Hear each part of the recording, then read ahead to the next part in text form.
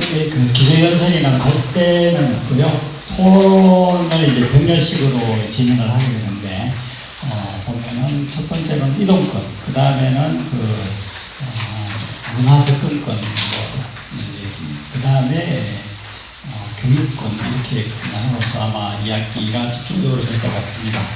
첫 번째 우리 발표해 주실 분이 경기도에서 지역사회 이동 접근권의 현황과 관계라는 제목으로 발표해 주실 건데요. 광주 도시관리공사 희망콜이라고 하는 팀장이 있는데, 희망콜이 교통약자 이동지원센터를 운영하는 팀이라서 이동권을 어떻게 확보할 것인지 이제 계획 같은 것도 아실 거고 해당도 잘 아실 것 같습니다. 먼저 발표를 좀 들으시고요. 세 분이 발표하시면 제가 발표자 한 분당 한 질의를 제가 한 2개 정도 할 거고요. 마지막에 우리 플로어에서도 질문을 받아서 또 진행을 하도록 하겠습니다. 발표 부탁드리겠습니다. 안녕하십니까. 저는 광주도시관리공사 희망콜 팀장 오전영이라고 합니다. 저희 센터는 다들 알고 계시다시피 특별교통수단을 운영하고 있는 팀이고요. 지역사회 이동 접근권의 현황 및 과제에 대한 과제로 제가 이제 시작을 할 건데요. 모두들 잘 알고 계시듯이 장애인 이동권에 대한 사회적 관심이 시작된 건 2001년 1월 22일 오이도 사건 때문이었습니다. 다들 아실 거예요. 휠체어를 타시는 두 장애인 부부께서 사업을 맞이하셔서 설명절을 맞이하셔서 장애인을 이용하시려고 하시다가 예전에는 되게 많았었어요. 휠체어 리프트라고 해서 계단 옆에 설치되어 있는 리프트에 철심이 끊어지는 사고로 인해서 할머님이 목숨을 잃는 크나큰 사고가 있었습니다. 지금은 많이들 아시겠지만 리프트가 거의 다 사라졌어요. 그리고 휠체어나 이제 노약자들을 이용한 이제 엘리베이터들이 많이 설치가 되어 있잖아요. 이런 것들이 이제 가장 이동권에 대한 기본적으로 저희들이 이제 많이 환경에서 개선되었던 2001년 이후에 여러 가지 사례 중에 한 건이라고 할 수 있습니다.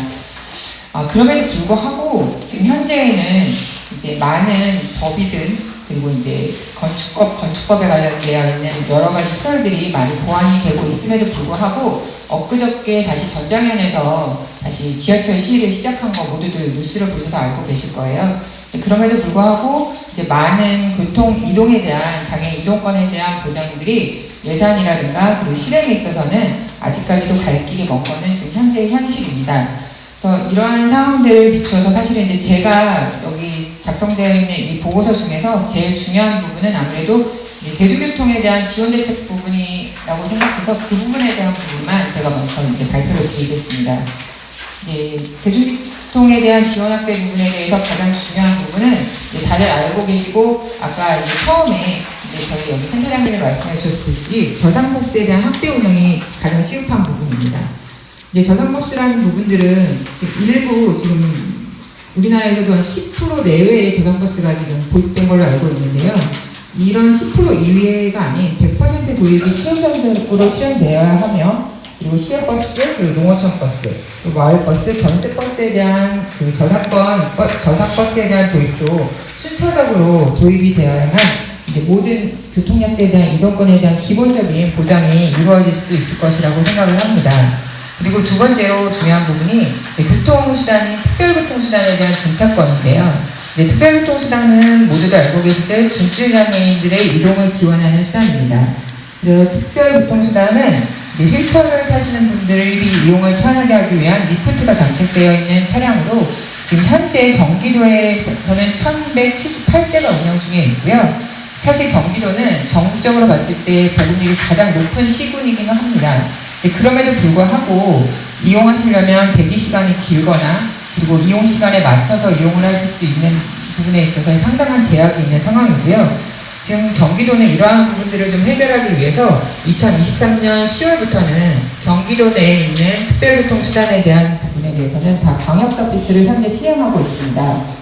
그래서 현재는 지금 저희 광주시 같은 경우는 160%의 특별교통, 법정 운영 대수의 160%인 43대를 운영 중에 있으나 경기도에서 지금 목표로 하고 있는 거는 200%고요.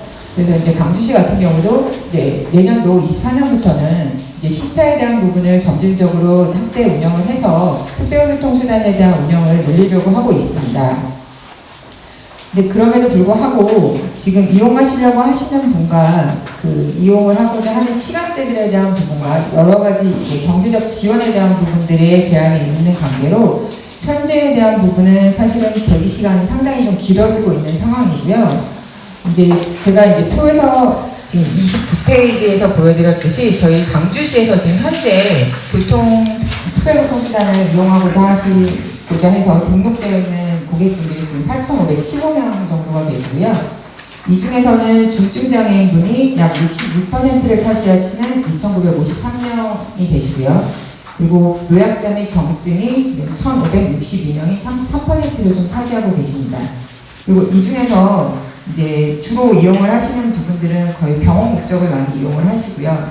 그리고 그 외에는 이제 그룹홈이라든가 자립센터 그리고 이제 직장 출근을 하시는 그런 이동수단을 이용하시는 분이 있고요. 그리고 또 여가를 위해서 이용하시는 분들이 있는 상황이고요. 이제 지금 현재 상황에서는 교통용자 수단에 대한 부분이 대부분이 이제 병원의 치료 목적으로 이용하시는 부분이 주다 보니까요. 이제 아무래도 주중에 대한 부분의 이용이 좀 집중되어 있는 상황이고요. 주말이나 공휴일을 이용한 이용에 대한 부분은 상당히 저조한 상황입니다. 이러한 부분들은 장애인들의 이동권에 있어서 단순한 그 기본적인 그 치료 목적이나 생활이 아닌 여가 증진을 위한 목적을 위해서도 주말이든 그리고 이제 24시간 어느 때든 이용할 수 있는 부분에 있어서의 운영 방법의 변경이라든가 그리고 이용할 수 있는 그 대상에 대한 그 확실한 구분이 좀 이루어져야 되는 부분들이 있고요. 이러한 부분들에 대해서는 경기도가 그 많은 그 저희가 이제 토론회나 이런 부분들을 지금 계속해서 지속적으로 문제를 제기를 하고 있는 상황입니다. 그래서 이제 특별교통수단에 대해서는 이제 중증장애인들이 이용하실 수 있는 그리고 24시간 어느 지역이든 편하게 이용하실 수 있는 부분으로 이용 확대를 하고자 하는 게 가장 큰 목적이고요. 이러한 목적을 달성하기 위해서 2024년 7월 1일부터는 관내를 비롯한 광역에 대한 부분이 경기도 및 인접 시군에 대한 부분에 대해서는 전체적인 중증장애인들은 누구나 편하게 이용하실 수 있는 접근권이 좀 확보될 수 있을 것이라고 저희가 지금 판단을 하고 있고요. 현재에도 22년 기준과 23년 기준에 이제 중증장애인들이 이용하시는 이용률만 봤을 때는 지금 현재 약 30% 이상이 지금 확대가 되고 있는 상황이고요. 이 확대되고 있는 수치는 저희가 봐도 좀 놀라울 정도로 좀 빠르게 확대가 되고 있는 상황입니다. 그리고 제일 좀 뚜렷하게 확대되는 유형 중에 제일 저희가 이제 이번에 이제 데이터를 수집하면서 느꼈던 부분은 제가 아까 말씀드렸듯이 거의 60% 이상이 다 병원 목적으로 이용을 하시는데요. 이번에 제가 이제 되게 좀 가을 단풍 시즌에 저희가 이제 겪으면서 지금 10월 1일부터 저희가 강력하게 시행을 했던 부분인데 포천을 다녀오신 분가 되었어요. 필처의 분 중에서.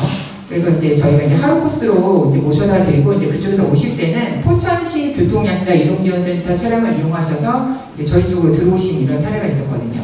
전 그 사례가 상당히 좀 되게 저한테는 되게 좀 뭐라고 할까 되게 의미 깊은 그런 사례가 됐었거든요. 그래서 앞으로는 이런 사례들이 좀 많이 확대가 돼서 많은 장애인분들이 단순한 치료 목적이 아닌 좀 여가 증진을 위한 교통약자 이동 지원이 좀 이루어졌으면 하는 게 저의 좀 바람이기도 하고요. 저희가 1년에 한두 번 정도 이제 배려풀이라는 목적으로 장애인분들이 조금 많은 것을 좀 확대해서 다닐 수 있게끔 여행 지원하는 이런 이동 지원을 진행을 하고 있는데 저희가 이런 프로그램을 진행하지 않아도 그냥 누구나 편하게 저희가 원하실 때 전화하셔서 예약을 받고 이제 이동을 하실 수 있는 이런 시스템이 좀 됐으면 하는 게 저희가 지금 교통약자 이동 지원 센터를 운영하는 데 있어서의 가장 큰 목적이지 않을까 싶습니다. 근데 이제 저는 사실은 이 토론회를 준비하면서 이제 가장 큰 문제이면서 가장 크게 개선되어야 되는 부분이 마지막 31페이지에 대한 3번에 나와 있는 대체수단의 도입권이라고 생각을 좀 했습니다. 그 부분은 대체수단이라는 부분이 조금 좀 생소하실 수 있으세요. 근데 이제 교통약자 수단은 제가 아까 다들 알고 계시듯이 휠체어 리프트 차량이잖아요. 네, 대체수단은 휠체어 리프트 차량이 아닌 일반 그냥 승용차를 말하는 부분이고요.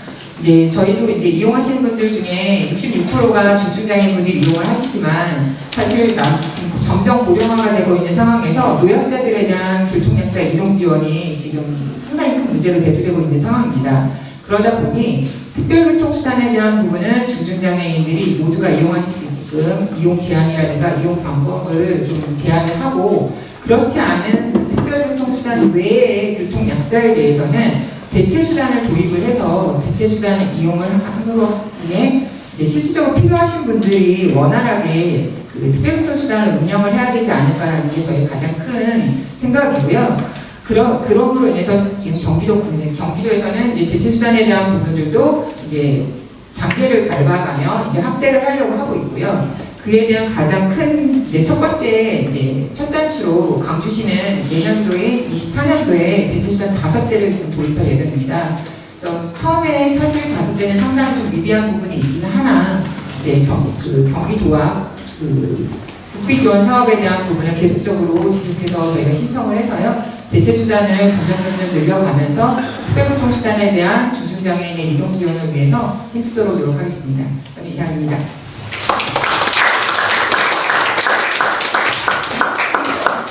제가 두 가지 좀 여쭤볼 게 있는데, 제가 경기도로 한 달 전에 이사를 와서 경영자분이 차를 이용하려고 해봤더니 전화를 했는데 전화를 받는데 대기하는 게 18명 정도가 대기 중이다. 그래서 순서를 전화를 통화하기 위해서 한 30분 기다리는 거예요. 그 다음에 전화가 연결됐는데 대기 순번이 90몇 번째라고 하더라고요.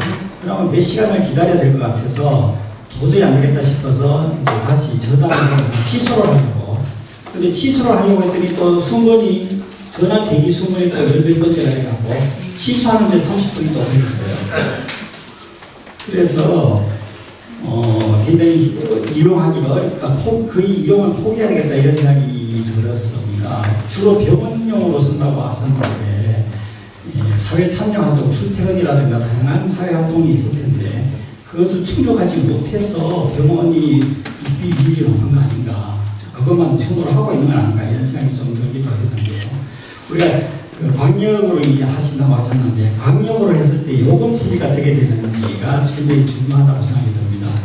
광역으로 하면 어디가 할 건데 경기도는 보니까 많은 한도에서 60% 정도 일반 택시 요금에 지원이 된다 이런 규정을 제가 어디서 본 것 같은데, 서울시 같은 경우에는 제가 여의도에서 분당까지 오는데 4,500원 듭니다. 근데 분당에서 서울 갈 때는 요금도 비싸고 또 차가 연결도 안 되고 하기 때문에 포기를 하고 가는데 돌아올 때는 서울차를 이용하거든요. 그래서 경기도로에서 서울 갈 때도 굉장히 동등하게 이용할 수 있는 정도 수준은 되지 않나 이런 생각이 좀 들었거든요. 그래서 이 요금 체계를 좀 상당히 개선하거나 아니면은 예약을 좀 쉽게 할 수 있도록 하는 방법이 무엇인가 첫 번째 질문이고요. 두 번째는 아까 대체 5대라고 말씀하셨는데 이렇게 5대를 할 것이 아니라 경기도에 있는 일반 택시들을 그냥 불러서 섰을 때에 거쳐 택시로 해서 연결해서 요금을 일부 지원해 주는 방식으로 하면 휠체어 장애인들은 집중적으로 특별교통수단을 사용하고 그렇지 않은 경우에는 일반 택시를 얼마든지 이용할 수 있어서 요것만 지원해 준 식으로 하면 기사의 급이라든가 차량 위비도 절약되고 하도 많아져서 막 이용률도 높아질 텐데 그런 계획은 안 세우는지 좀 궁금합니다. 먼저 요금에 대한 부분은 다들 알고 계시는, 이용하신 분들은 다 아실 거예요. 저희가 이제 지금 1,200원이고요.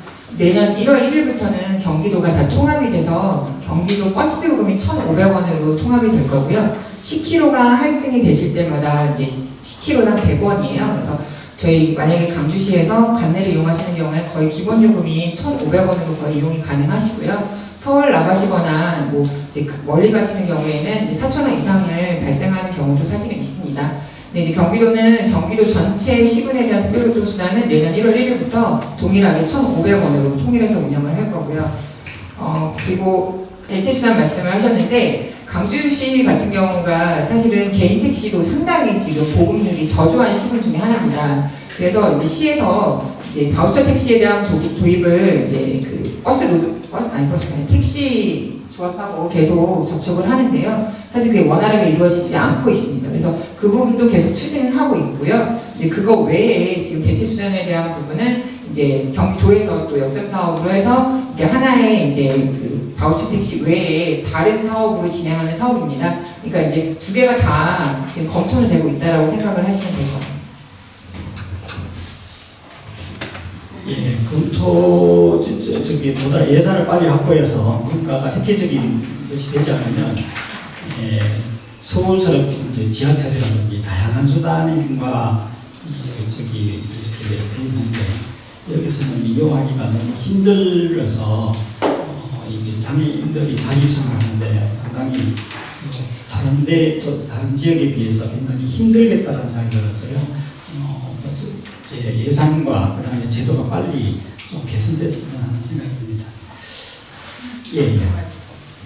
제가 지금 좀 긴장을 해가지고 하나 더 말씀을 드려야 되는 게 아까 이제 서두에 말씀하셨던 이제 강역으로 전화하셨을 때 1시간 이상 전화 지연되셨고 또 이제 대기 시간 길어졌고 이런 부분들에 대한 문제를 개선을 하고자 이제 핸드폰 앱하고 홈페이지로 접수를 하시는 방법이 있어요. 근데 이제 사실은 그게 아무래도 이제 노약자분들이나 장애분들이 그 핸드폰 이용이 좀 불편하신 분들이 좀 있으시잖아요. 그래서 상당히 좀 간소하게 개발이 되어 있습니다. 근데 그게 이제 홍보가 좀 더디게 되는 바람에 지금 그 부분이 지금 저희 센터에서도 이제 직접적으로 맨투맨으로 만나 뵙고 설명을 드리기도 하고요. 그래서 지금 현재는 지금 처음에 개관 초기 10월 초에 많이 지연됐던 상황이 지금 현재는 접수하셨을 때 지연되는 시간이 지금 많이 좀 다소 줄어든 상황이고요. 콜 회선 증차하는 부분하고 지금 앱이나 홈페이지에 대한 부분을 조금 더 개발을 하는 부분에 집중을 하고 있으니까요. 그 부분도 저희가 계속 모니터링해서 개선될 수 있도록 노력하겠습니다. 예, 박수 좀 부탁드리겠습니다. 예, 다시 시작하겠습니다.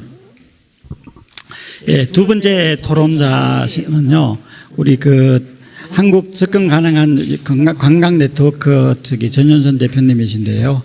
우리가 앞에서 이야기했던 이동권도 물리적 이동권하고 그 다음에 그 이제 교통수단과 같은 서비스적인 측면에서의 이동권이 있다면 관광에 관한 문화권도 이 물리적인 접근권과 서비스적인 접근이 다 갖춰져야 될 것 같습니다. 가는데 편의시설이 안 돼서 못 이용할 수도 있고 또 장애인에 대한 서비스가 또 필요할 수도 있을 것 같은데요. 예, 일단은 거기 준비하신 발표를 들어보도록 하겠습니다. 부탁드리겠습니다.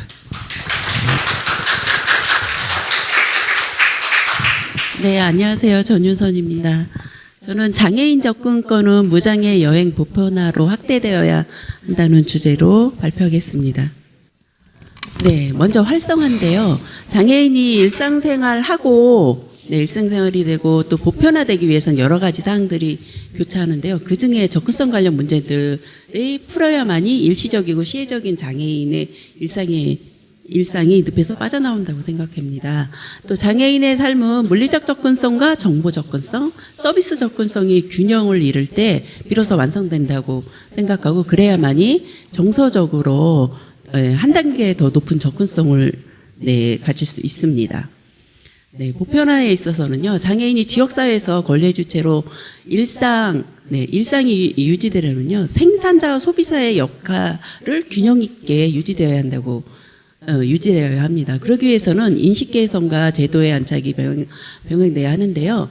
장애인도 모든 산업의 생산자로서 종사해야지만 당사자 관점에서 맞춤형 상품이 고도화된다고 생각하고요. 또 장애인 고객은 또 충성도가 높고 꾸준하고 또 고부가가치 소비자이기 때문에 돈 쓰며 대접받는 소비자로서 평등하게 대우를 받아야 합니다. 지금은 돈 쓰며 차별을 받고 있거든요. 그러기 위해서는 모든 일상의 지식과 기술, 정서적 경험을 쌓으며 시간과 돈을 기꺼이 소비할 수 있는 환경을 만들어야 합니다. 네.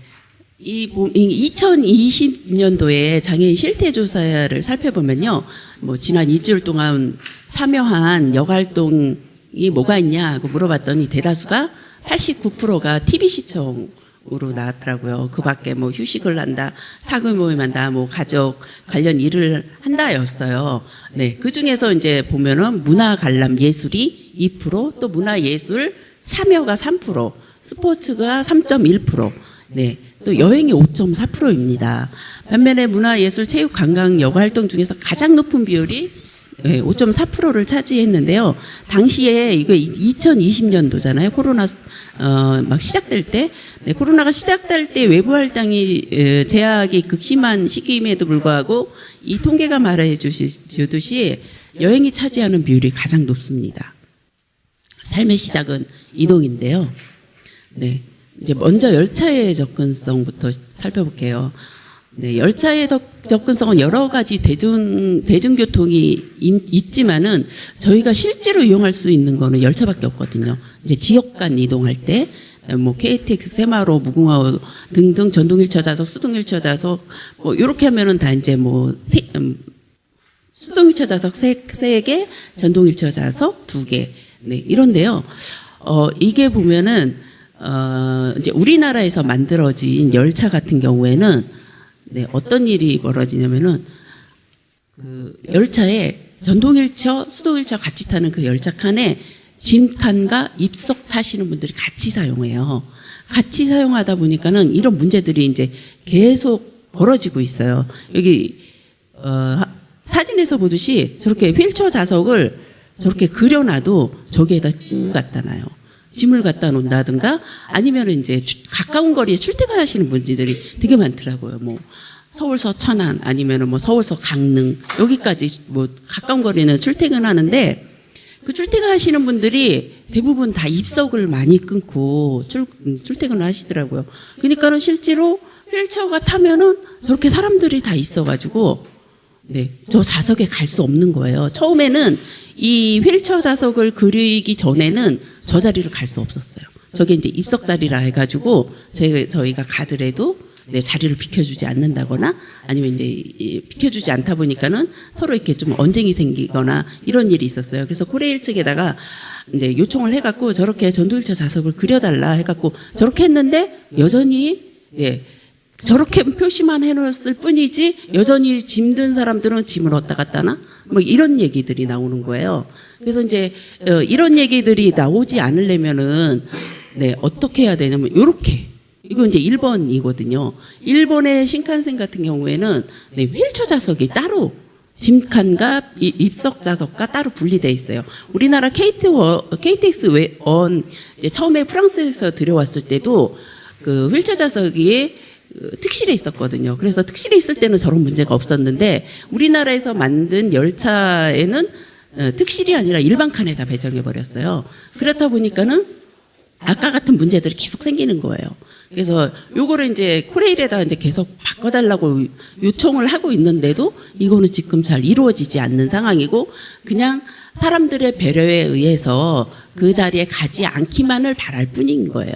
근데 한정된 자원에서 사람들 너무 많은데 그 자리에 안 간다는 거는 네, 참 어려운 일이거든요. 네. 그다음에 이제 저성 시티 투어 버스인데요. 요거는 이제 저성 시티 투어 버스나 리프트 버스인데요. 이제 시티 투어 버스는 여행자 간의 이동을 가장 빠르고 안전하게 하는 이동 수단이기도 하고요. 서울 등 전국 지방자치단체 70곳 이상이 시티 투어 프로그램을 운영 중에 있고 또 전국 시티 투어 네, 정보 표준 데이터에 의하면 전국에 300여 개의 코스가 운행 중에 있어요. 여기 광주시도 운행되고 있나요? 네. 근데 하지만 이제 전국의 저상 시티 투어 버스가 운행되는 곳은 대부분 서울, 부산, 인천, 대구, 뭐 세종, 여수, 군산, 제주 등 한정적으로 운행되고요. 이 저상 시티 투어가 운행된다고 하더라도 모든 노선에 다 운행되는 게 아니라 몇 곳 노선만 운행되는 거예요. 그렇다 보니까 여행의 사슬이 끊어지는 이런 것도 많고요. 여기 보면은 그래서 저상 시티버스를 의무 도입한 지금 일반 버스도 이제 대폐차 시 의무 도입 저상으로 돼 있잖아요. 근데 이제 이 시티투어 버스는 아직 그런 그 제도가 마련돼 있지 않아요.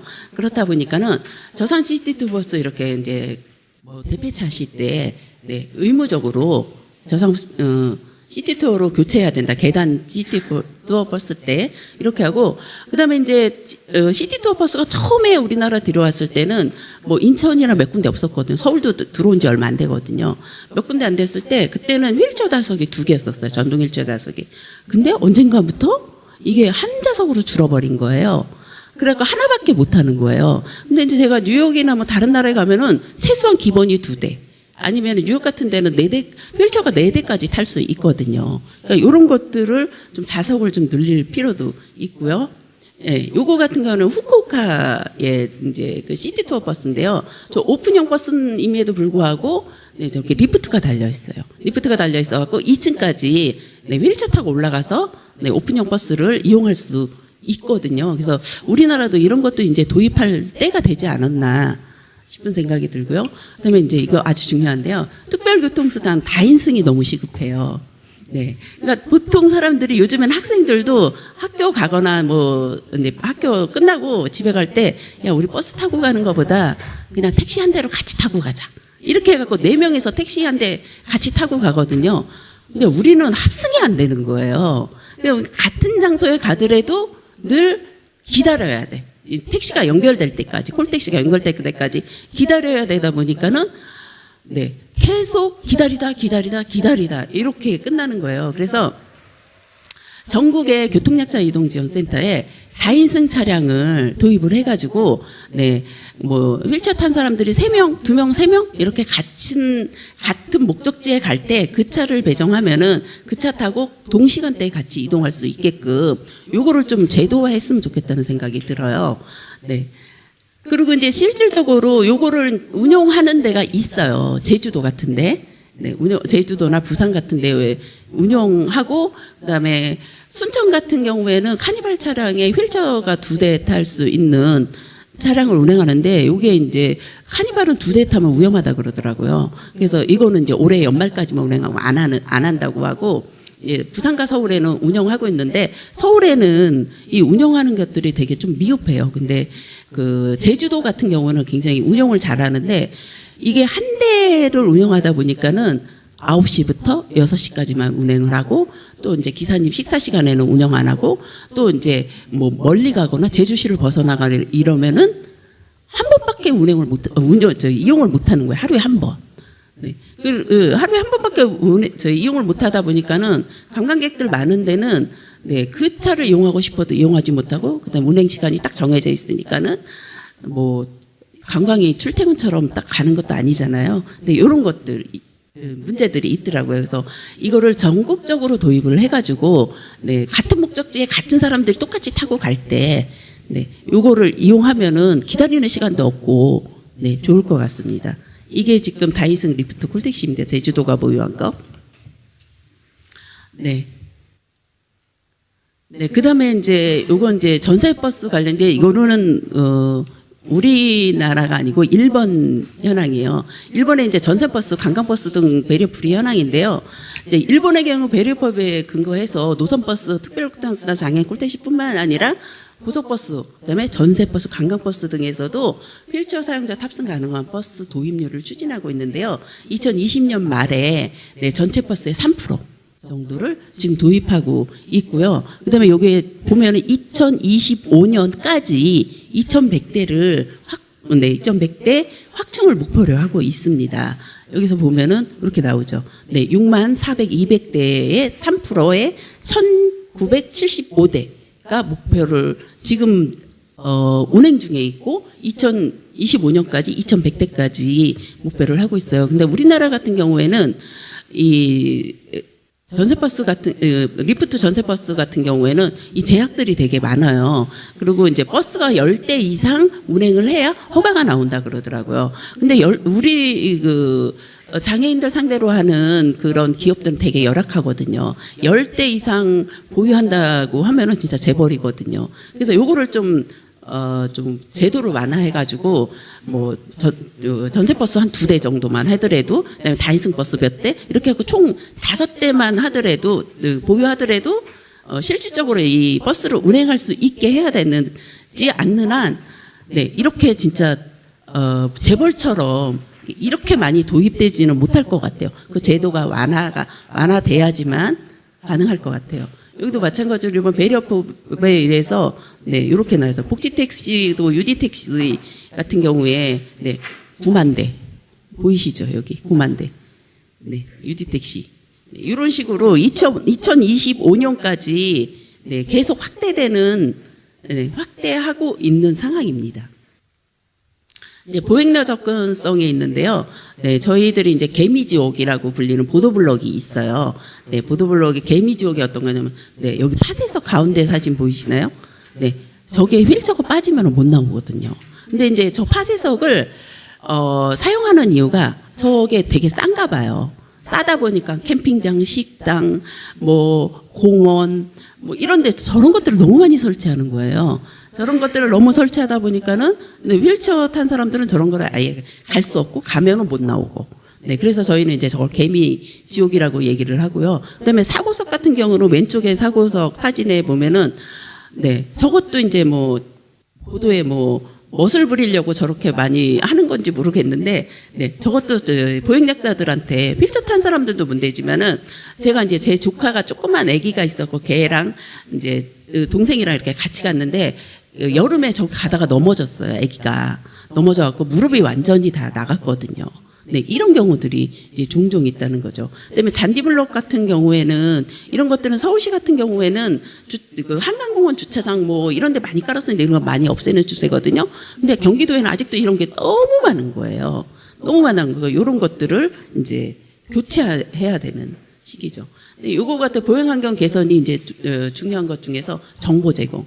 이것도 이제 1번인데요. 1번 같은 경우에는 저 왼쪽에 사진 보면은 네, 왼쪽으로 가면은 휠체어가 갈 수 있는 완만한 길입니다. 라고 이렇게 정확하게 외부에 사인도 해주고, 네, 저런 안전한 사인이 있을 때 요 오른쪽에 사진에도 보면은 네, 저렇게 사진이 보이잖아요. 휠체어가 갈 수 있는 완만한 길. 이런 식으로 했는데 우리나라는 아직 이런 거를 못 봤는데 딱 한 군데가 있긴 있어요.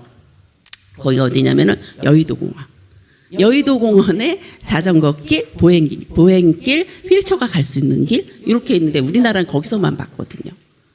네. 근데 이제 다양한 무정의 여행 콘텐츠인데요. 도심을 떠나는 여행과 자연을 찾는 여행 뭐 여러 가지가 있는데요. 그 중에서도 네, 익숙한 공간을 벗어나서 호텔이나 시골집에 머무는 캉스 그러잖아요. 호캉스 뭐 시골에는 뭐라 그러더라. 하여튼 그런 캉스 여행이 되게 주목받고 누구나 사랑받는 여행인데요. 여기도 이제 접근성이 매우 중요하거든요. 이제 물리적 접근성부터 서비스 접근성 많은 것을 갖춰야 하지만 고객 만족도가 높아지는데요. 호캉스 접근성은 휠체어 탄 장애인도 보장구를 사용하거나 고령자, 임산부, 영유아 등의 신체적 특성을 보조하는 기구가 갖춰졌느냐 아니냐에 따라서 호캉스의 질이 조금 좌우되거든요. 네, 물리적 접근성 같은 경우는 호텔 내 접근성 살펴보면은 뭐 장애인 화장실, 카페, 편의점 뭐 이런 것들, 바베큐장 이런 것들이 다 접근 가능해야지만 실제로 호텔에서 호캉스를 할 수 있는데 이런 것들이 아직 제도가 미흡하다 보니까는 그냥 장애인 객실만 있으면 돼 이런 거고 나머지는 접근할 수 없는 것들이 되게 많거든요. 그래서 이런 것도 제도를 개선해서 다 접근할 수 있게끔 하면 해야 되고요. 또 하나는 이제 가구 배치 도면화가 저는 너무 필요하다고 생각해요. 장애인 객실이라고 실제로 얘기를 하지만은 그 객실이 장애인만 사용하는 게 아니라 장애인 비장애인이 먼저 예약하는 사람이 사용하거든요. 그렇다 보니까는 그 가구 배치를 이제 편의증집밥에 가구는 어떻게 놓고 휠체어 동선을 만들어라라고 돼 있지만은 그걸 지키는 사람들이 그렇게 많지 않은 거예요. 그걸 지키는 사람이 많지 않다 보니까는 제가 휠체어 타고 갔다고 장애인 객실이라고 예약해서 갔다고 하더라도 네, 그 가구가 휠체어 동선에 맞춰진 게 아니라 이제 보행이 가능한 사람들 동생 일반 객실하고 똑같이 가구 배치를 해놓으니까 휠체어 타고 접근할 수가 없는 거예요. 그런 것들 때문에 너무 어렵거든요. 요거는 이제 1번계 호텔 도면이거든요. 그러니까 객실 내 도면을 이렇게 딱 아예 제도화하는 거예요. 그러니까 장애인 객실은 가구를 이렇게 배치해야 된다라는 거. 근데 우리나라는 그런 기준들이 있어도 안 하고, 그러니까는 있어도 왜 안 할까 봤더니 페널티가 없는 거예요. 페널티가 없다 보니까는 지켜도 그만 안 지켜도 그만. 그냥 뭐 지켜도 그만 안 지켜도 그만 하다 보니까는 네, 굉장히 어려운 문제들이 많이 일어나요. 그 중에서 하나가 객실 내 샤워실 문제예요. 객실 내 샤워실에 보면은 이런 것들이에요. 저 보시면은 그 객실을 장애인만 사용하지 않기 때문에 거기에 있는 네, 그 샤워실에 보면 저 유리문 보이시죠? 유리. 물 튀지 말라고 저 샤워 부스 안에 유리를 이렇게 막아 놓은 거예요. 근데 저쪽으로 같이 갔던 사람이 저기 들어가 갖고 의자를 갖다 놓고 휠체어는 못 들어가요. 의자를 갖다 놓고 이렇게 움직여 갖고 이렇게 다 저기 넘어졌어요. 넘어졌고 저 유리가 깨져 갖고 다쳤거든요. 네, 다쳐가지고 근데 이제 호텔 측에 얘기를 하니까는 저거를 설치를 해도 자기네들은 법에 저촉되지 않는다는 거예요. 그래서 저 유리값이 오히려 물어줬어요. 다쳤는데도. 그리고 이제 저거를 설치를 해도 이제 그 법 조항에 저런 거 설치해도 어떤 제재가 없기 때문에 대부분 많은 호텔들의 장애인 객실에 저런 것들 설치하는 데가 너무 많은 거예요. 그래서 이제 저것 때문에 굉장히 위험한 상황들이 발생하는 거죠. 근데 여행할 때, 네, 준비할 때 숙박에 대한 정보는 필수인데요. 숙박 플랫폼, 네, 사전 정보를 확인하고 예약하기도 하지만 온라인 홈페이지에 다양한 객실 타입을 직관적으로 확인할 수 있게끔 정보를 제공해야 되는데요. 보통 우리가 뭐 야놀자 이런 데서 숙박을 예약을 하잖아요. 예약을 하는데 여기에는 장애인 객실이 있는지 없는지 알 수가 없어요. 알 수가 없기 때문에 다시 그 호텔에 전화를 해갖고 확인을 해야 돼요. 장애인 객실이 있어요. 우리는 그쪽으로 배정해 주세요. 하는 것들. 근데 요거는 우리가 이제 숙박 찾을 때 일반 호텔 같은 경우에도 이렇게 장애인 객실이 있는지 없는지 확인을 해야 돼요. 직관적으로 호텔에 무슨 뭐 패밀리룸 뭐 무슨 놈 해고 쫙 나와 있는데 거기에 대한 정보가 전혀 없는 실적인 거죠. 예. 그렇다 보니까는 일일이 우리는 다 전화를 해야 된다는 거죠. 그리고 이제 또 하나는 편의시설을 제거하고 일반 객실로 사용하는 데가 너무 많은 거예요. 처음에는 네, 장애인 객실로 허가를 받았다가 그거를 네, 허가를 받고 중간공사 다 받고 나서 그 장애인 객실에 있는 편의시설을 싹 제거하고 일반 객실로 사용한다거나 네, 이런 경우도 많고 뭐 장기 투숙객이 있다고 핑계를 대면서 객실을 안 준다거나 이런 경우도 많고요. 그다음에 또 하나는 장애인분들 중에서도 반려동물하고 같이 사시는 분들 되게 많거든요. 근데 이제 동물 인구가 뭐 1,500만이라고 하는데 편의시설이 갖춰지면서 반려동물도 함께 갈 수 있는 그 숙박을 찾기라는 정말 하늘의 별 따기인 거예요. 제가 아는 곳은 딱 2군데밖에 없어요. 우리나라에서 2군데밖에 없어요. 그러니까 그만큼 정보가 없다는 거죠. 있으면서도 없는 경우들이 너무 많은 거죠.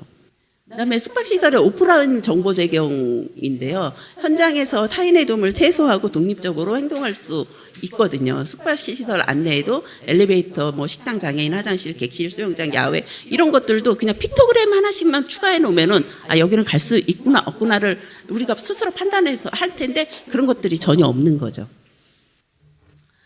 네. 그다음에 이제 예약 방법도 뭐 홈페이지 뭐 팩스로 예약하거나 뭐 이런 것도 있고요. 그다음에 여기 한번 볼게요. 그다음에 이제 서비스 접근성인데요. 서비스 접근성은 요거는 그냥 되는 건 아니고요. 다 교육을 받아야 되거든요. 뭐 저 휠체어 탄 고객들이 왔을 때 어떻게 응대해야 되는지 이런 것들을 직장 내 장애인 인식 개선 교육처럼 네, 무장애 관광 인식 개선을 종사자에도 이제 이게 좀 법적으로 의무적으로 할 수 있게끔 해야지만이 이 서비스 접근성이 가능하거든요. 예를 들어서 발달장애인 분들이 오시면 어떻게 응대해야 되고 시각장애인 분들이 오시면 어떻게 응대해야 되고 이런 것들이 그 교육이 안 돼 있다 보니까는 되게 당황해하시고 또 겁내하세요. 백년지 대계이기 때문에 요거는 이제 무장애 감각 인식 개선 가정 뭐 양성 과정을 비롯해서 많은 것들이 필요하고요. 그다음에 몸이 불편하신 분 숙박 응대 요런 것들은 우리나라에는 잘 안 돼 있는데 일본 같은 경우는 요런 것들이 다 매뉴얼화돼 있거든요. 매뉴얼화돼 있어서 아주 편리하게 이용하고 있고 그다음에 장애인 객실에 대여품들 필요한 용품들 대여품들을 우리나라에는 저렇게 대여하는 데를 저는 한 번도 못 봤어요. 근데 일본 가면은 저런 대여품들을 실질적으로 홈페이지에 다 이렇게 표시해 놨어요. 그래서 이런 것들이 필요합니다 하고 내가 저런 것들을 요구하면은 이제 대여를 해주는 거죠. 네, 제도 개선이 되게 이제 시급한데요. 2018년 관광 호텔법 개정으로 장애인 객실은 3%를 유지해야 하지만은 2018년 이전의 호텔은 중간검사 때 3% 이상으로 허가를 받은 후 장애인 객실을 철거해도 처벌 규정이 없어요. 그래서 내가 분명히 내가 그 호텔에 장애인 객실이 3개 있다 그래갖고 동료들하고 거기 가서 숙박을 했는데 코로나 끝나고 하니까 없어졌어요. 그래서 이거는 이제 지자체에다 민원을 제기해가지고 왜 없어졌냐라고 했더니 이거는 없어져도 처벌 규정이 없다는 거예요. 이런 것들을 그러니까 중간검사 때 장애인 객실을 뭐 3%를 유지했으면은 이거를 계속 유지해야 된다라는 뭐 이런 규정도 있어야 된다고 생각하거든요. 그래서 이제 관광호텔법 개정도 시급하고요. 그다음에 3% 이상 유지 설치, 지속적인 유지 관리 의무해야 되고 또 당일 오후 4시까지 장애인 등 예약 없을 경우에 일반 객실로 전환하는 일본처럼 이런 것도 있어야 되고 장애인 객실 예약 후 당일 투숙객의 신분증으로 확인할 수 있거든요. 일본은 이렇게 하거든요. 그다음에 호텔 홈페이지면 숙박업소 온라인 플랫폼에 장애인 객실 정보를 정확하게 알 수 있게끔 의무화하는 제도도 필요하고요. 그다음에 반려동물 동반 여부 가능한지 아닌지 의무화하고 그다음에 숙박업 온오프라인 제공 시 장애인 접근성 관련한 픽토그램 의무화. 2018년 이전 허가받은 숙박시설 중간검사 때 동일한 장애인 객실 유지 의무화. 위반 시에 근데 이런 것들을 왜 안 할까 보니까는 뭐 처벌 규정이 없기 때문에 그런 것 같아요. 그래서 페널티를 좀 확실하게 해줬으면 좋겠다는 거고요. 근데 편의증진법 시행령 개정이 시급한데요. 장애인 객실 내 편의시설 기준 강화. 장애인 객실에 샤워실이라든지 유리가림막 이런 거를 하지 못하게 아예 딱 제한하는 거죠. 근데 위반 시 저건 제 생각인데요. 일주일 이상 영업정지 페널티가 좀 필요하다고 생각이 듭니다. 무장애 여행은 보편적인 여행이고 누구나 여행이 이어야 되는데요. 아직은 그렇지 못한 것 같아요. 무장애 여행은 평등한 여행이 되기 위해서는 많은 것들이 더 갖춰져야 한다고 생각합니다. 이상입니다. 발표자님께서 입안했을 때 일주일 영업정지를 하자고 제안을 하셨는데 입안 시에는 장애인만 한 달 동안 장애인만 받도록 하는 건 어때요? 우리 경기도 광주에도 화담숲이 주차장이 잔디블럭으로 되어 있어서 장애인 주차가 안 되게 되어 있더라고요. 우리가 요즘 킥보드 충전하는 게 많잖아요. 군데 많은데 장애인들이 지나는데 굉장히 불편을 주는 경우도 많거든요. 근데 킥보드 옆에 휠체어 이렇게 충전하는 걸 하나 더 만들어가지고 여행 다니다가 충전이 필요할 때 충전하게 한다면 관광에 도움이 될까요? 그렇습니까? 서울시에서는 관광 특구라든지 이런 이제 식당이라든가 호텔 같은데 접근성을 개선하기 위해서 예산을 들여서 이제 위탁을 해서 개선 사업을 하고 있는데 혹시 경기도나 다른 도에서도 그런 사업이 있는지 아시면 소개를 좀 해주시면 좋겠습니다. 없어요? 그렇습니까? 너무 단호하게 없다고. 그래서 각 지역별로 개선하려면 강제적으로 하는 것도 중요하지만 인센티브로 지자체에서 지원을 해서 개선해 주는 그런 것을 또 하는 것도 굉장히 필요하지 않을까 그런 생각이 좀 들었습니다. 박수 부탁드리겠습니다. 예, 다음은 교육권으로 넘어가겠습니다. 그 지역사회 교육에 있어서 또 거기 자기 결정권이라고 이제 제목을 주셨는데 이게 선택권을 이야기하신 것 같고요. 다 이제 장애인들이 그 각종 그 서비스를 이용할 수 있는 그 선택권과 구매력을 어떻게 만들어줄 거냐 하는 문제인데 제목에서 이제 경험주의라고 표현을 하셔서 이 경험주의가 여기 왜 붙어 있는지 경험주의하고 어떤 관계가 있는지 또 좀 궁금하거든요. 그런 것들을 좀 포함해서 발표를 좀 해주시면 좋겠습니다. 네. 박수 부탁드리겠습니다.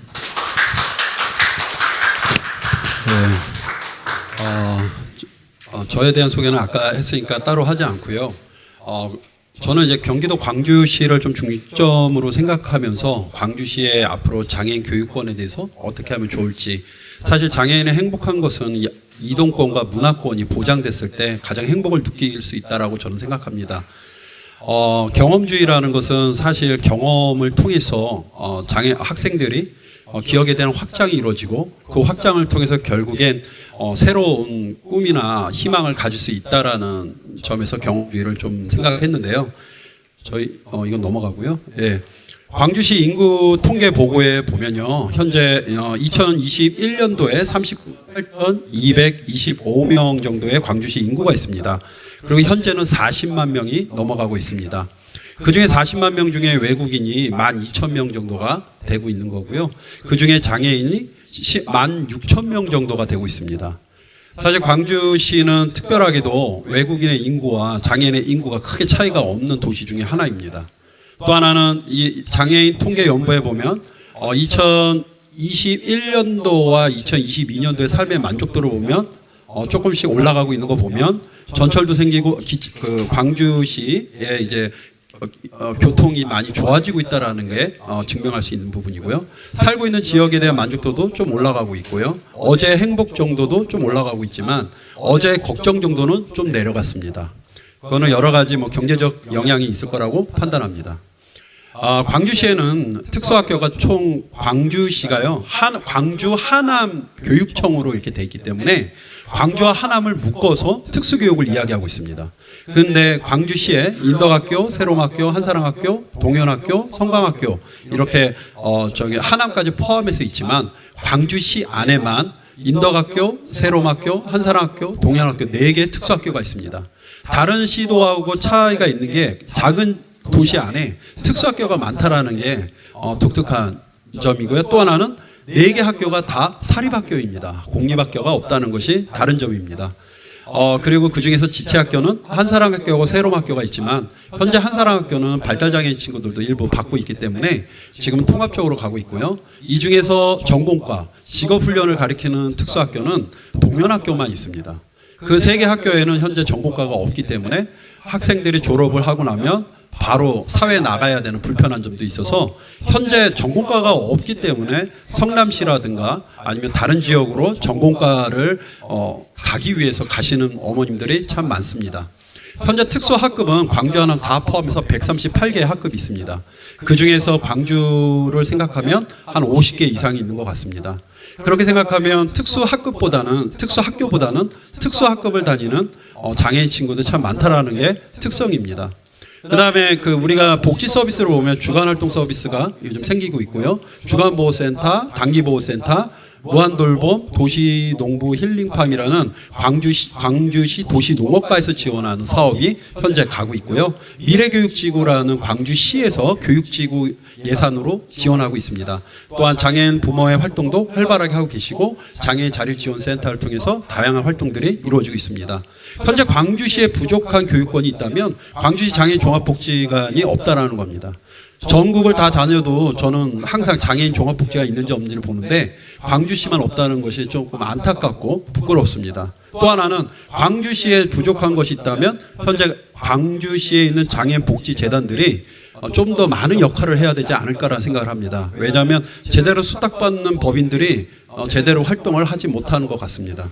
자립 생활을 돕는 자립홈도 현재 제가 아는 거는 몇 개 없고요. 하지만 현재 탈시설화로 인해서 많은 친구들이 시설에 있는 친구들이 바깥으로 나갔지만 실질적으로 활동할 수 있고 생활할 수 있는 자립홈이 너무 없기 때문에 결국 이런 문제도 있고 임대 아파트라든가 아니면 임대 주택에 대한 것도 광주시는 아직 열악한 것 같습니다. 그다음에 긴급 돌봄이 현재 많이 부족합니다. 단기보호가 있고 또 여러 가지 단기보호가 현재 2군데가 있는데요. 그거 갖고는 많이 어려울 것 같고요. 지금 성남시 같은 건 369 긴급 돌봄이라는 제도가 있어서 어제도 제가 장례식장을 한 군데 갔다 왔지만 제 제자의 아버지가 췌장암으로 돌아가셨습니다. 그 아이는 장례식장에 있을 수 없기 때문에 369 긴급 돌봄에 부탁을 해서 장례식 있는 동안에 그 아이는 그곳에 있었습니다. 그다음에 긴급 가정 지원에 대한 이런 돌봄이라든가 교육 연계 같은 것들이 아직 부족한 상황에 있습니다. 이 모든 것들이 함께 이루어졌을 때 우리 장애인 분들이 광주시에서 행복하지 않을까 생각합니다. 특수교육과정은요, 2015 특수교육과정을 현재 진행하고 있습니다. 2015 특수교육과정은 배움 중심 교육과정입니다. 아이들에게 학습을 가르치고 인지를 가르치고 하나라도 더 가르쳐갖고 학생들을 바깥에 나가서 생활할 수 있도록 하는 것이 특수교육이었지만 이것에 대한 한계점을 느끼고 코로나 이후에 2022 특수교육과정을 내년부터 순차적으로 적용하는데요. 2025년도에는 고등학교 3학년까지 다 지원이 됩니다. 근데 그 교육과정의 중심에는 경험 중심 교육과정이 들어갔습니다. 이유는 앞으로 학생들이 경험을 하지 않으면 어떤 결정을 할 수 없기 때문입니다. 그래서 과목 중에 2022 교육과정 안에는 일상생활이라는 과목이 포함되는데요. 중증장애인을 위한 과목입니다. 여기에는 여가라는 과목이 있고요. 의사소통이라는 과목이 있고 재활이 있고요. 청각장애 의사소통이라는 과목이 포함하고 있습니다. 그 이유는 여가와 의사소통이라는 부분이 자기결정에서 가장 필요하고 중요하다라고 판단했기 때문에 2022 특수교육과정에 어머님들의 의견을 수렴해서 포함을 시켰다고 합니다. 그 다음에 수학교과에는 생활수학이라는 것이 포함되고 있는데요. 생활수학은 우리가 알다시피 키오스크 활용이라든가 신용카드 사용, 경제교육 등이 포함되어 있습니다. 사실 예전에는 아이들을 돈을 세는 방법을 알려주려고 엄청나게 머리가 힘들었는데 이제는 아이들이 돈을 세갖고 가는 게 아니라 자기 카드로 물건을 사거나 사용할 수 있어야 되고 키오스크는 코로나 이후로 갑자기 생겨갖고요. 이거를 하지 못하면 아무데나 어떤 음식도 주문할 수 없는 상황이 되지 않았습니까? 그래서 이런 것들이 많이 필요하다고 생각합니다. 그 외에 에듀테크라는 앞으로 미래 메타버스라든가 VR, 저희 인덕학교에도 VR로 하는 스포츠나 여러 가지가 있는데요. 그 외에도 e스포츠라는 이제 대회를 나가서 그것이 장애인의 직업까지 연결하는 여러 가지로 특수교육 과정에 포함하고 있습니다. 여기서 자기결정권 강화라는 건 결국 경험이 많아야 자기결정을 할 수 있다는 겁니다. 경험하지 않고서는 자기결정을 할 수 없는데요. 그런데 현재 정부의 정책 방향에도 현재 자기결정 강화에 대한 내용이 포함되어 있고요. 2026년도부터 개인 예산제가 전면 시행된다라고 말하고 있습니다. 근데 사실 개인 예산제에 대해서 말이 참 많죠. 근데 이거는 왜냐하면 아직 잘 몰라서 그렇습니다. 근데 현재로서는 개인 예산제가 시범 사업으로 올해 8월부터 각 시별로 시범 연구로 하고 있고요. 내년에는 계속 시범을 해서 결국에는 이걸 종합적으로 해서 개인 예산제가 이제 확정이 2026년도부터 진행된다고 합니다. 그리고 거기에 대해서 개인 예산제를 어떻게 사용하느냐에 따라서 삶의 질의 만족도가 모든 장애인이 올라갈 거라고 생각합니다. 장애인의 이동권이 높아질수록 장애인의 삶의 만족도가 올라간다는 건 당연한 결과지만 장애인이 이동권이 있지만 그곳에 문화권을 이용할 수 없다면 그 또한 문제가 있다고 생각합니다. 그래서 장애인의 교육은 이제 어떻게 가르칠 거냐가 중요한 것이 아니라 어떻게 교육의 방향을 정해놓고 어떤 그 경험을 시켜주면서 어떻게 가이드 해주냐는 교사의 역할이 더 중요한 것 같습니다. 그래서 앞으로 정책에 보면요, 활동 지원에 대한 확대가 있고요, 개인 예산제에 대한 도입이 현재 2026년도부터 본사업 추진이 이루어지려고 하고 있습니다.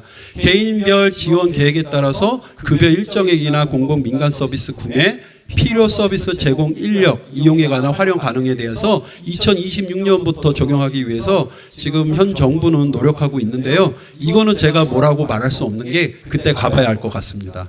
그다음에 장애 아동에 대해서도 현재 발달에 대한 때와 그다음에 그 외에 장애 미등록된 장애인에 대해서 조기 발견에 대한 그런 중재자 서비스에 대한 것도 지금 많이 이제 시작하고 있습니다. 개인예산제는 저도 사실 이게 현재 말이 많이 있습니다.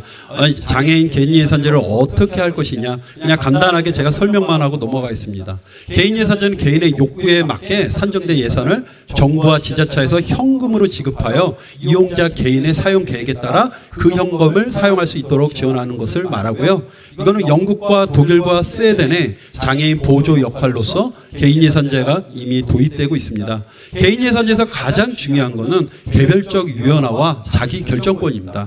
장애인 당사자가 장애인에게 필요한 것을 잘 알고 있다라는 취지로 있지만 이걸 잘못 해석을 하면 장애인에게 돈을 더 이렇게 절약하기 위해서 예산을 정책적으로 할 수도 있지 않겠습니까? 지금 사실 제가 생각하는 부분은 장애인에게 맞춤형에 대해서 어떻게 할 것인지도 많이 우리가 고민해야 될 것 같고요. 현재 본 사업에도 장애인 맞춤형 통합지원 및 자립주거 지원도 2026년도부터 전면 시행이라고 이야기하고 있고요. 그다음에 최중증 발달장애인 통합돌봄 서비스도 2024년 6월부터 시행한다라고 이야기해서 성남시나 다른 시, 특히나 광주광역시 같은 경우에는 현재 장애인 가족지원센터에서 24시간 돌봄을 시범적 운영을 성공적으로 해서 전국적으로 현재 확대되고 있습니다. 그다음에 활동지원 서비스 수급자도 17만 명까지 2027년도 목표로 잡고 있고요. 장애아동 발달재활 지원 대상수도 10만 명 정도로 확대하려고 생각하고 있습니다. 장애인 평생교육의 네트워크를 제가 제안하고자 합니다. 장애인 자립보험은 성남시는 올해 6월부터 마라톤 복지재단을 통해서 위탁 운영을 해서 임대 아파트를 받아서 거기서 6개의 가구, 6개의 가족을 구성으로 지금 자립보험 훈련을 하고 있고요. 그다음에 장애인 가족 휴가제라는 것도 서울시는 진행을 오래전부터 했습니다. 사실 발달장애인 부모님들의 가장 힘든 부분, 또 많은 다른 지체장애인도 마찬가지입니다. 아이들을 하루만 맡길 수 있다면 부모님들에게는 1년의 기쁨이 있을 거라고 생각합니다. 또한 장애인 평생교육과정 연구와 교육 네트워크라는 것이 상당히 중요한데요. 저희 인덕학교 사례를 한 가지 예를 들면요. 저희는 코로나 때 그 광주시 도시농업과에서 지원을 받아서 도시농부를 활발하게 해서 아이들이 현장학습을 가지 않아도 학교 안에서 자연을 통해서 그걸 만족하게 극복했고요. 또 하나는 제가 아는 제자도 운전면허증을 발달장애인으로 땄습니다. 그래서 지금 운전을 하고 있습니다. 근데 그 친구가 운전하니까 다른 친구가 운전을 또 배워서 땄습니다. 근데 지난주에 운전을 하다가 앞차에 접촉사고가 났습니다. 근데 가장 중요한 건 보호자가 없이 본인의 결정권에 의해서 사고 처리를 하고 무사히 왔습니다. 이 3명의 친구는 광주시 장애인 친구들입니다. 사실 발달장애인 친구들은 운전할 수 없어라고 많은 사람들 생각하지만 한 친구가 도전을 해서 성공하게끔 주변에서 지지해주고 열심히 박수 쳐주니까 다른 친구도 하는 것을 보았습니다. 그래서 최중증 발달장애인에 대한 24시간 지원 체계가 현재 광주시에는 가장 필요한 것 같습니다. 이 현재 정부에서도 이 부분을 가지고 확대한다라고 하고 있고 이런 서비스에 대해서 적극적으로 광주시에서 복지과에서도 적극적으로 좀 알아봐 주시고 열심히 발굴해 주시면 감사할 것 같습니다. 그다음에 낮 활동 동안에 주간 방과 활동 지원 대상은 이미 확대되고 있지만 조금 더 확대할 수 있다면 정말 주말에도 아이들이 할 수 있는 부분도 한번 연구해 주셨으면 감사하고 특별히 장애인 종합복지관의 운영에 대해서 앞으로 장애인에게 필요한 활동 프로그램에 대한 확장성을 좀 염두했으면 좋겠습니다. 광주시는요 공동체 의식이 좀 좋은 것 같습니다. 서로 잘 알고 지내는 편이다를 보면 전혀 그렇지 않다라는 인구보다 대부분이 안다라는 인구가 더 많고요. 동네에서 일어나는 일에 대해 자주 이야기한다라는 거 보면 그래도 전혀 그렇지 않다는 인구보다 대부분 좀 이야기하고 있는 것 같습니다. 어려운 일이 있으면 서로 잘 돕는다가 그렇지 않다는 인구보다 대부분이 그래도 도울 마음이 있습니다. 동네 각종 행사와 모임에 적극적으로 참여한다는 인구보다 전혀 그렇지 않다는 것보다 대부분이 참여할 생각이 있다라고 생각하고 있습니다. 저도 광주시에서 어릴 적부터 컸는데요. 옛날엔 각 동네마다 콩쿨 대회가 있었어요. 그래서 그때는 교통이 없어도 양벌리까지 저는 자전거 타고 갔던 기억이 있습니다. 그래서 앞으로 제가 제안하고 싶은 건 경기도 광주라는 곳은 장애인 학교가 이미 5개가 있고요. 특수학급이 50개가 넘고요. 그다음에 이미 졸업한 분들이 많이 살고 있습니다. 장애인 인구는 16,000명 이상이 살고 있는데 외국인 인구도 12,000명이 살고 있습니다. 어떻게 보면 문화권과 이동권을 잘 갖추기에는 광주만큼 좋은 데가 없다고 생각합니다. 그 이유는 삼면이 산입니다. 하지만 이 안에서 충분히 누릴 수 있는 문화재도 많고요. 제가 춘천에 한 휠체어 장애인을 데리고 춘천을 한번 갔는데요. 거기에는 공지천에 킹카누가 있습니다. 근데 거기에 휠체어 분들이 탈 수 있게끔 휠체어 킹카누가 있습니다. 근데 그 친구들을 킹카누를 태워주니까 얼마나 행복한지 몰랐습니다. 사실 광주라는 것도 청석공원이나 다양한 곳에서 장애인분들이 마음껏 지낼 수 있고 놀 수 있는 것들을 많은 사람들이 관심을 가져준다면 이런 일이 있지 않을까 생각합니다. 그래서 장애인에게 경험이 되는 광주시, 또 장애인에게 장애인이 어디에나 있어도 행복할 수 있는 그런 마을 공동체가 잘 활성화된다면 모든 장애인들이 광주에서 행복하지 않을까 생각하고요. 문화권과 이동권과 교육권이 결국에는 공동체를 통해서 이루어진다고 저는 생각합니다. 이상입니다.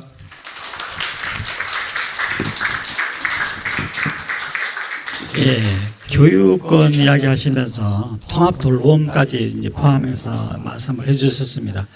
옛날에는 교육과정이 제 몇 차 교육과정 이렇게 이야기했는데 발표문 보니까 2015 교육과정, 2022 교육과정 요즘 이렇게 부릅니까? 네, 그렇게 바뀌었습니다. 예. 네. 몇 차 그러니까 헷갈리더라고요. 2011년 교육과정부터 그렇게 내용이 바뀌었습니다. 예.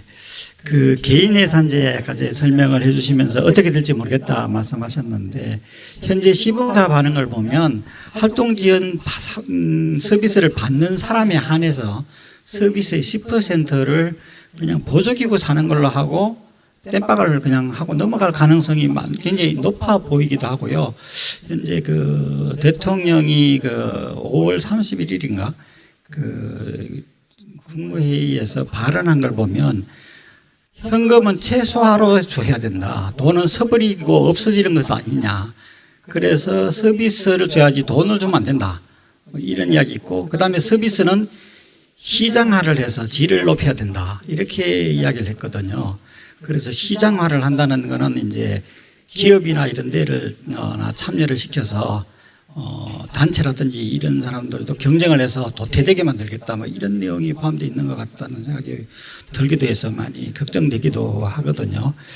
예, 그래서 그 선생님이 생각하시는 그 개인 예산제는 그 각종 교육을 프로그램을 이용하거나 돌봄을 이용하는 것들을 현금으로 줘서 그 서비스 종류를 본인이 선택하는 그런 방식을 말씀하시는 건가요?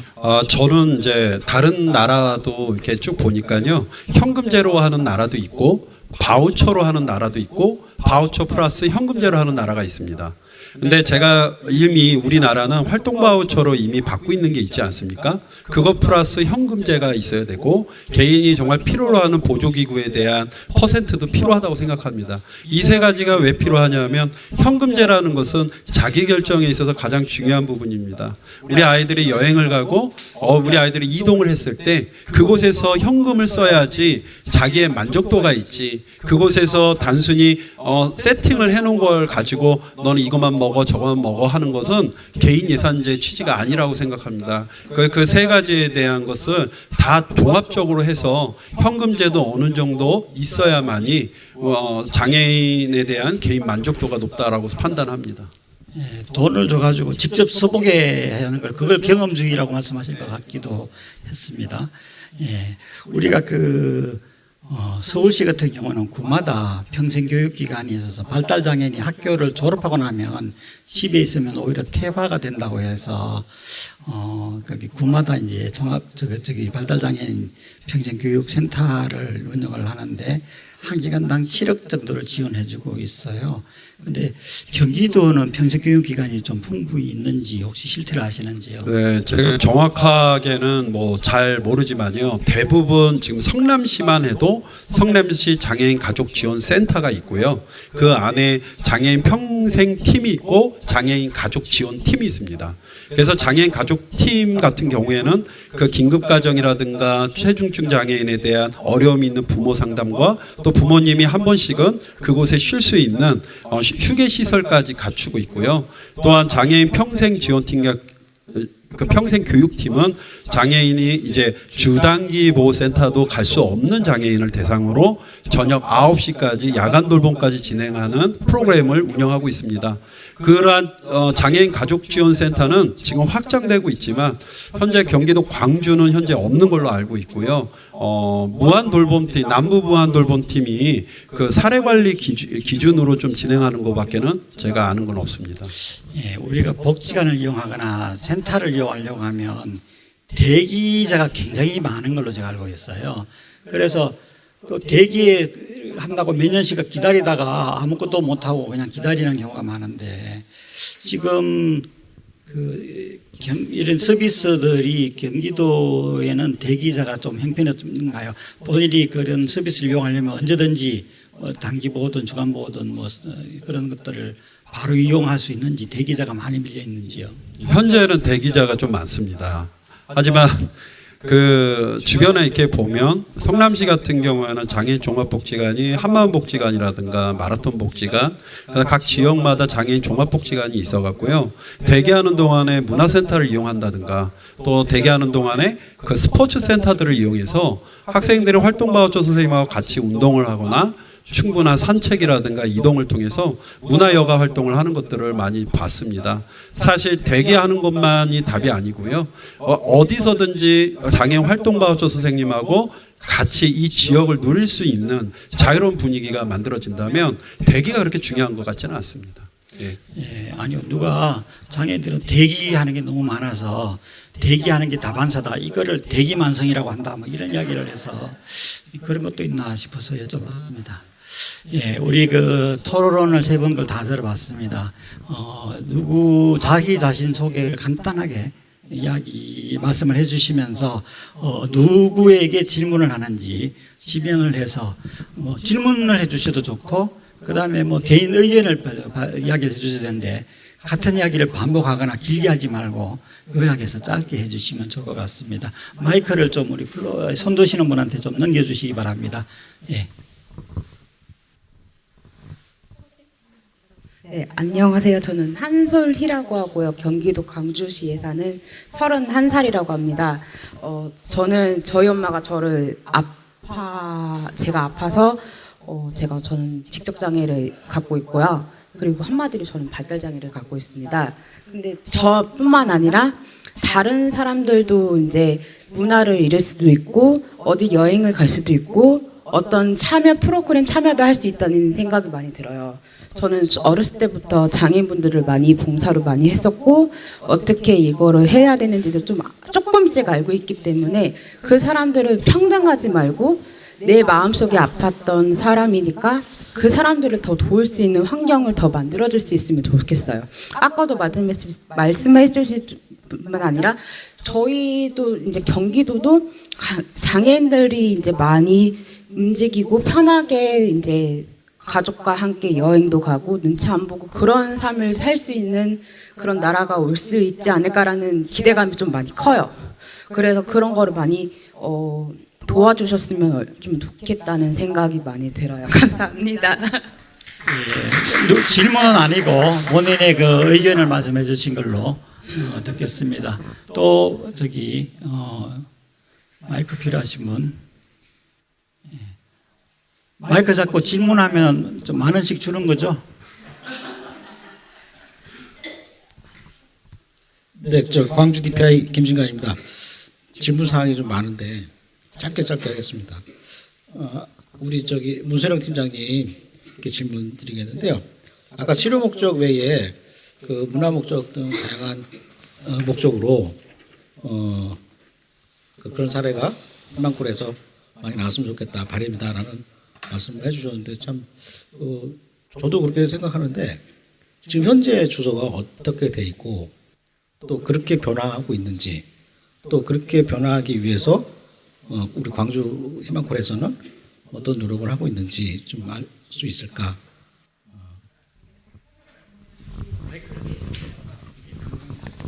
그 10월 1일부터 지금 저희가 이제 광역화되면서 예약제가 없고 지금 사실은 즉시콜이라고 해서 편할 때 이용하시면 전화를 하셔서 예약을 하시고 그다음에 예약이 되면 이용을 하시는 시스템이에요. 근데 그게 지금 제일 불편하신 게 아무래도 대기 시간이 길고 전화를 제대로 잘 안 받아주시고 뭐 이런 부분들인데 사실 그 부분은 제도적으로 저희는 시간이 지나면 개선이 될 거라고 보고 있고요.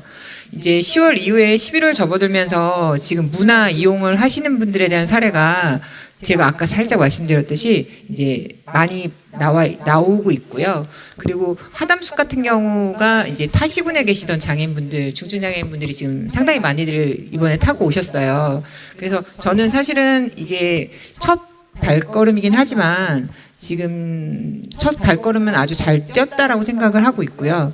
그래서 이 부분이 정착이 된다라고 하면 아무래도 그 문화 이용을 하시는 분들이 좀 많이 늘어날 거라고 생각하고 있고요. 지금 저희 희망콜에서는 지금 이제 중증장애인 분들이 이용하시는 부분에 있어서 좀 불편을 좀 해소하고자 이제 이용 시간에 대한 집중 시간대에 사실 근무자들 좀 다시 좀 유동적으로 그 변동하게끔 배치를 하고 있는 상황이고요. 그래서 대기 시간을 좀 최대한 줄이기 위해서 집중하는 시간과 집중하는 요일에는 좀 근무를 좀 개선을 해서 진행을 하고 있고요. 아까 살짝 말씀을 해주셨는데 전동 휠체어 이용하시는 분들이 장거리를 이용하시더라도 이용하시는데 불편이 없도록 내년부터는 전동 휠체어를 차량 내에서 충전할 수 있는 서비스 같은 것들도 지금 검토해서 진행하고 지금 있습니다. 현재 주소가 현재 네. 그 아직도 치료 목적으로 네, 맞습니다. 만 운영을 하고 있는 건가요? 아니요. 지금 목적 제한이 없어졌습니다. 그래서 10월 1일부터는 목적 제한이 지금 현재 없어진 상황이기 때문에 중증장애인 분들이 31개 시군에 어디를 이용하시더라도 저희가 뭐 어디를 이용하시냐, 뭐 병원에 대한 목적 증빙을 받거나 이렇게 하지는 않고 있고요. 그래서 중증장애인 분들이 이용하시는 데 있어서에 대한 부분은 이제 어떤 목적으로도 예약이 되시면 이용이 가능하신 부분이기 때문에요. 그러니까 그게 그 지역사회에서 네. 만약에 그런 목적이 없었다 그러면 장애인 단체라든가 장애인 활동가들을 통해서 많이 홍보가 됐으면 좋겠다. 네, 바람이 지금 들고요. 네, 회장님 말씀하신 부분들에 대한 홍보 부분도 저희가 지금 많이 고민을 하고 있고요. 좋은 의견 많이 주시면 저희가 더 적극적으로. 감사합니다. 그리고 제 개인적인 생각인데 이동권과 문화권과 교육권에 대해서 이제 발제를 하셨는데 주거권이 좀 빠지지 않았나.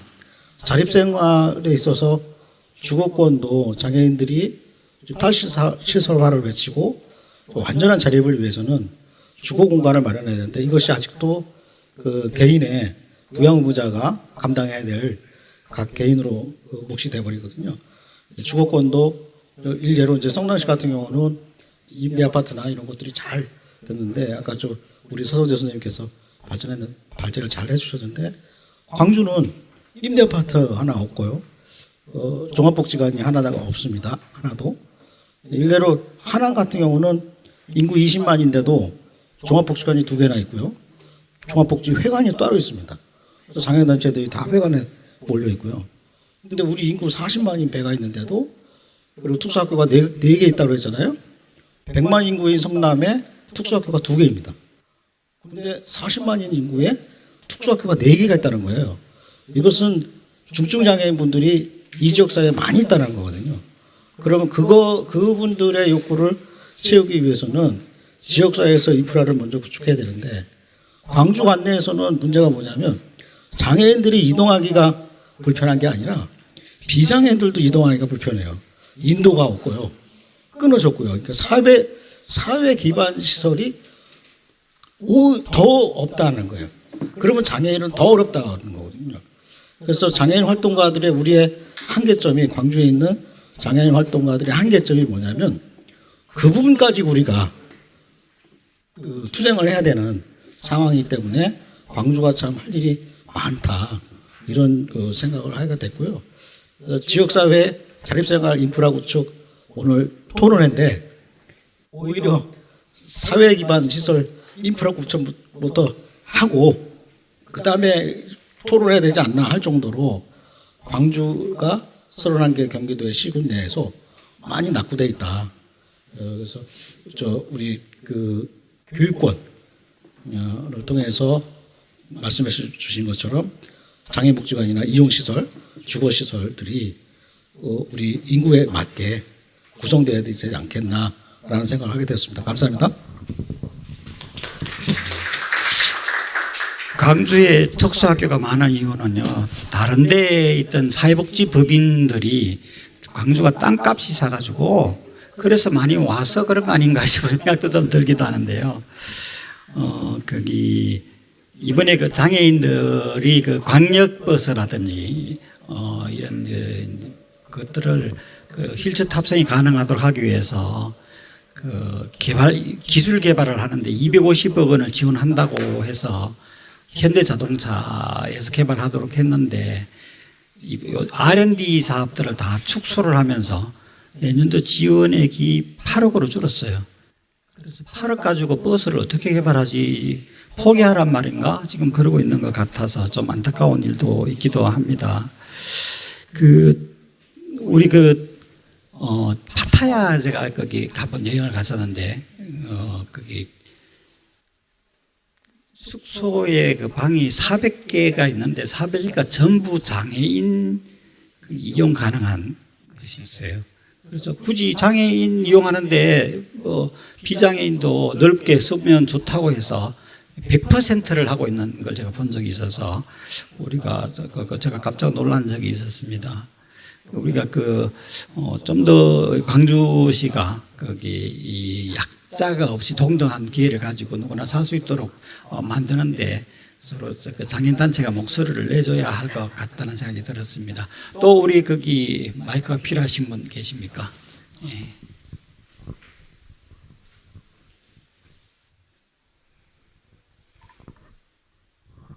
네, 안녕하세요. 전 아까 소개를 받아서 저는 그 전윤선 대표님인데 건의 제가 한번 찾아봤어요.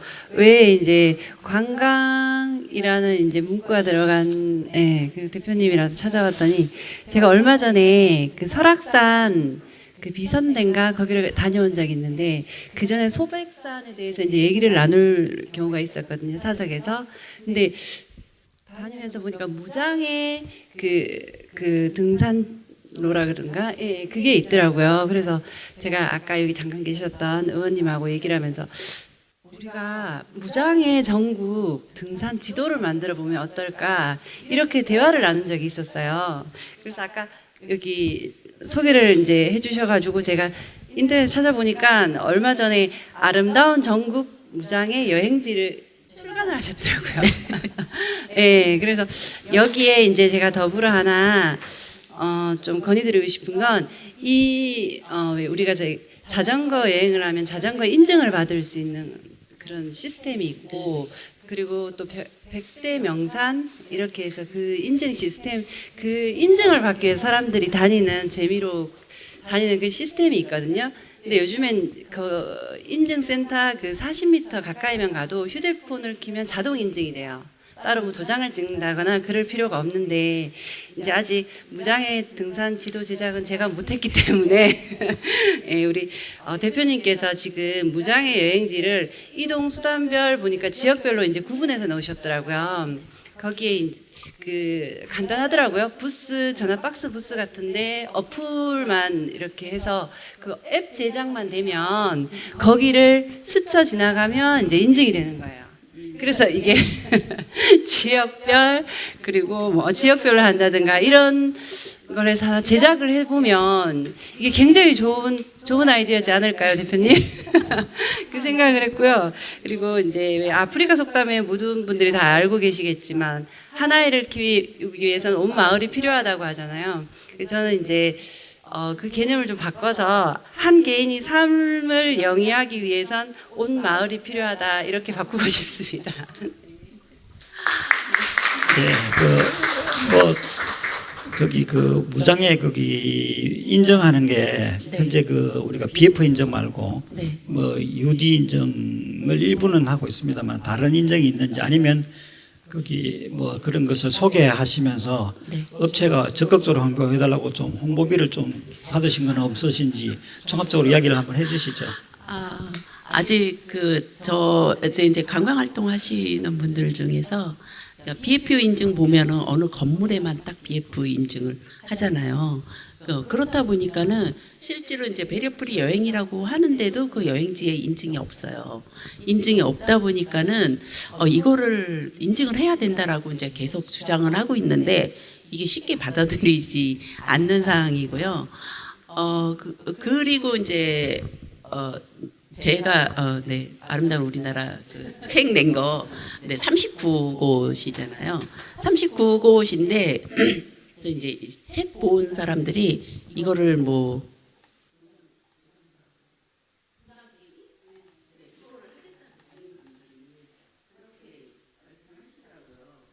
깨기를 하겠다고 그래서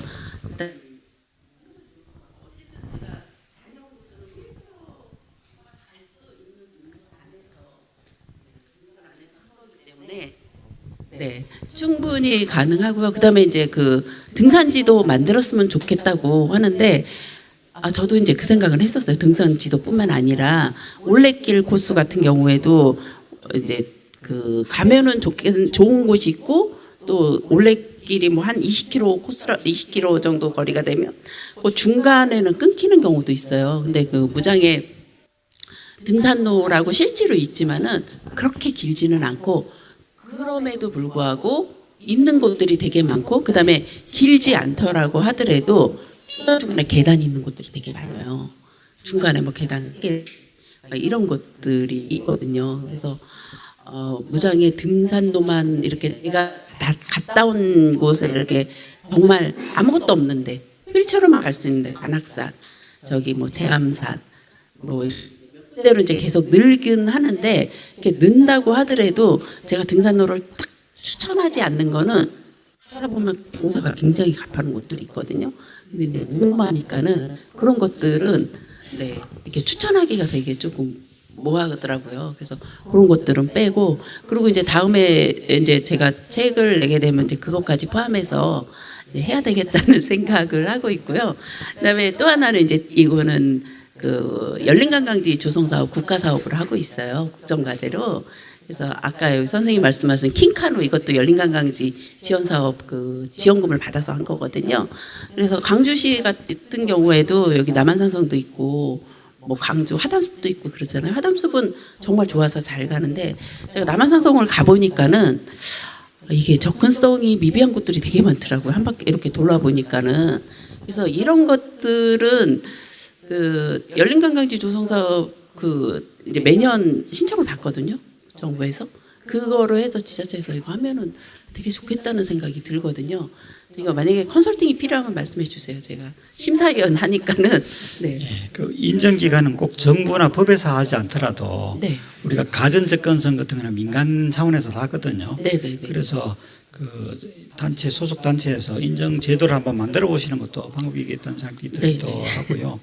그리고 앱은 개발하는 앱 개발비는 크게 들지 않더라도 거기에 데이터를 신뢰할 수 있는 데이터를 구축해 나가는 비용이 굉장히 많이 들어서 아마 작업 문제 때문에 뭐 또 좀 어려움이 아이디어는 있으나 어려움이 있지 않을까 싶기도 합니다.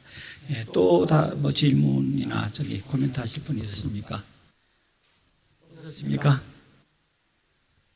예, 그러면 오늘은 이 정도로 질문을 받기로 하고요. 오늘은 우리가 세 가지 장애인의 권리 중심으로 이야기를 했습니다. 이동권과 문화권과 교육권. 근데 장애인의 권리를 우리가 장애인 권리협약에서 이야기하고 있는 장애인 권리를 보면 훨씬 많은 이제 권리를 가지고 있습니다. 제가 헤아려 봤더니 20몇 가지 정도가 이제 분류가 되는 것 같아요. 그래서 다음에는 이제 아까 제가 말씀하셨던 주거권이라든가 뭐 건강권이라든가 뭐 여러 가지들을 또 다시 한 번 더 다루어서 인프라를 이제 만들어 나가면 좋을 것 같다는 생각이 들었습니다. 오늘 거기 발표해 주신다고 고생 많이 하셨고 또 우리 센터에서 이 토론회를 준비해 주신다고 직원들 또 고생 많이 하셨고 또 오늘 여기 참석해서 경청해 주시고 또 의견 주신 거 대단히 감사드립니다. 예, 우리가 강주시의 장애인들이 좀 더 삶의 질을 높이면서 자립을 할 수 있는 그런 환경 조성을 위해서 우리가 노력하겠다는 의미로 박수 치면서 마치도록 하겠습니다.